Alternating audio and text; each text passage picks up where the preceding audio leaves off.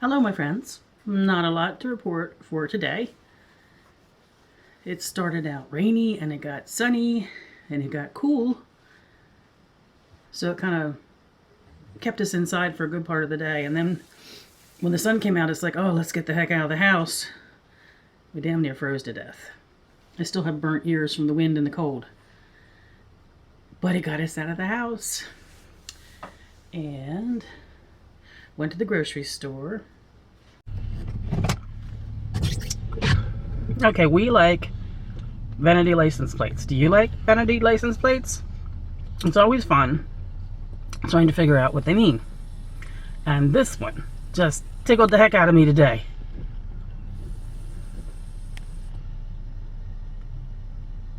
I'm giving you a second. Can you figure it out? I'm pretty sure they say this a lot in their life. Kind of like I say it is what it is. I'm pretty sure we're looking at karma is a bitch. And of course, if you follow my vlog, you know we started out with breakfast because it's Saturday and we do breakfast out on Saturday. Went to the grocery store. I've been trying something. That week that I had the flu and I couldn't keep any food down for, I don't know, 5 days or so. And after that, I had no appetite. I wasn't taking medications that I'm on because they weren't staying down. And I'm on a diuretic and a high blood pressure pill. And I realized, even though I had the flu, there were ways in which I felt better than normal. And I realized it's because those medications weren't in my system. So, decided to try some alternatives to the medications. And got an holistic diuretic. Did a lot of research first to decide what to get, and went ahead and got one. And it really is helpful. I have to say, it really is helpful. It's dandelion based. It's got a bunch of neat stuff in it. I'm remembering juniper and some other things, but dandelion is the number one as far as percentage in it. But I noticed that even with that, I was still holding more fluid than healthy to hold. So I started doing some research on, well, first I had to accept the fact that I guess I've been on this medication for about 10 years. I've been on that medication as long as we've been together, right, hon? Yes, ma'am. Yep, so over 10 years. And the truth is, I need something because there's a blood pressure thing going on. So I decided to do a lot of reading on that, and I wanted to try some vitamins that will impact that positively. And so I'm trying a mixture of calcium, magnesium, and vitamin D. The vitamin D so that the calcium especially gets absorbed well. I'm going to try that and see what happens. And of course the nasty truth is I probably need to be real good about not eating the white stuff, pasta and potatoes and bread and white rice and things of that nature. Get back to that paleo kind of eating that we did that worked well for both of us, and I'm thinking probably worked better for me than I was giving it credit at the time. Yeah, because it's obvious from the fluid retention I'm experiencing that there's some blood pressure stuff going on. So I need to be a big girl and get serious about this. I do not want to go back on the meds because I don't like the way they made me feel. So I guess I got to get my big girl panties on, as my friend Luna says, and get serious about addressing that. Need to get out walking, need to watch what I'm eating, and then I can have a good sense of what I can control of this. If I can't control this by diet and exercise, obviously I need to consider the medication. I'm not stupid, but I also want to feel better, and I'm feeling better without the medication. So that's my story. Went to the grocery store to buy a few things, not grocery shopping, just a few odds and ends, and then they were having a sale on vitamins. One of the challenges about exploring vitamins where we live is there's not a lot of places you can go to get those things. They can order them from online, that's for sure. We have a GNC, but really, anybody who purchases from them, I admire the fact that you're willing to spend that kind of money on those kinds of things. So the grocery store and the pharmacy are my options for vitamins. And they were having a buy one, get one free vitamins at the grocery store. So I did well. Not much else to report. At the grocery store, there was a woman whose task for the day was taking all the advertisements out of the carts and putting a new one in. So this is me inside the store with a picture of the advertisement I'm talking about. So she had to undo all the carts to separate them so she could get to the back of each one individually to take out the old one to put the new one in. So I saw her when she came inside. I think she was coming inside to get more. I said, "You have got to have one of the most thankless jobs I've ever seen." She said to me with a big smile, "I cannot tell you how much I hate this." I said, "How did you get this job?" And she said, "You're going to laugh at this, but none of us wanted to do it. It was a coin flip, and I lost." So at that point, she'd been working on them for about an hour, and she had 3/4 of them done. But some of the thankless tasks we have to do when we're employed. Anything else? Oh, Ro, if you're watching this, you will be very happy to hear that after we talked, I did settle down and spent time, no, not with my book, not my book of shadows, but finally getting serious about the editing and preparation for publishing the Elemental Balancing book. Now I'm all excited, of course. Now I want to get it over and I want to get done. And let me show you why I got so excited about it. Excuse me.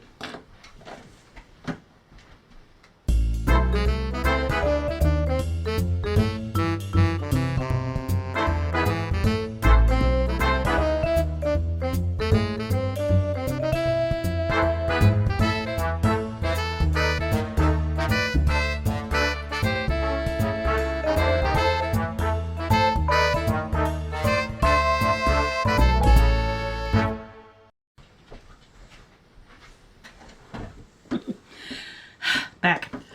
I got excited about getting serious about publishing the Elemental Balancing because of this. This is a very good friend of mine that I've known for many, many years online. And she and her working partner, her writing partner, have just published this amazing book. And it's called Celebrating, Honoring, and Healing, a collection of earth-based rituals. You got to buy this book, guys. You'll love it. You absolutely love it. The authors are Susan Wrights and Sandy Hoyt. Sandy is my friend. And I've known Sandy for 15 years or so. And this has been something that's been in the works. Suzanne and Sandy are Unitarian Universalist women like myself. And like myself, they participate in the Cakes for the Queen of Heaven course. That's the course that introduced me to my current UU congregation. I think it's 27 years ago or 20 years ago, I think they said in the book. And that group, that curriculum lasts about a year. The women did not want to stop meeting. And so decades later, the women are still meeting. And we are talking about women who probably were in their 40s or 50s when they did this, and they are together 20 years later. And that Cakes group became women getting together to honor the earth-based, and I like how she puts this, we're able to create and offer earth-based, feminine embracing rituals. I like that, feminine embracing. I hadn't heard us described quite that way before. It doesn't mean that some of the members of her group might not honor God as male, but when they came together as women, it was the goddess they invited into their circles. These rituals are so good because all the women in that group were different. So my pagan friends and my traditional Wiccan friends, my Christian friends and my friends who really don't honor any particular path and perhaps are even totally non-deist would appreciate this book and the rituals that Suzanne and Sandy have collected. They've taken on a task of, I think they do it seasonally. I'm just checking to make sure here. Yes, the table of contents. They explain the meaning of ritual as they see it, a walk through their flow of the ritual, a description of its parts, thoughts about earth-based ritual, and then there's the rest of the book is all about rituals. Well, the first thing is in the introduction to it.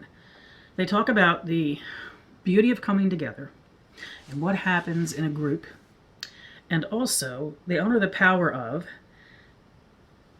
this is my words, not exactly theirs, that even within a group, we are often celebrating as a solitary, because the meaning that a particular rite has, the emotions it causes to raise in us, and what we take out of that ritual back into the world after, it's an individual, solitary, personal thing. I found that almost all the rituals in the books were actually be very powerful ones for a solitary practitioner to adapt. And then they have divided the year into 4. Not unusual for those of us who relate to the crossed circle. And they have in each of the spring, summer, fall, and winter sections, they have rituals that were designed to be in support of the energies of the season. And then they have rituals that they've done focusing on gratitude, healing, Samhain in particular, because I guess they've done particular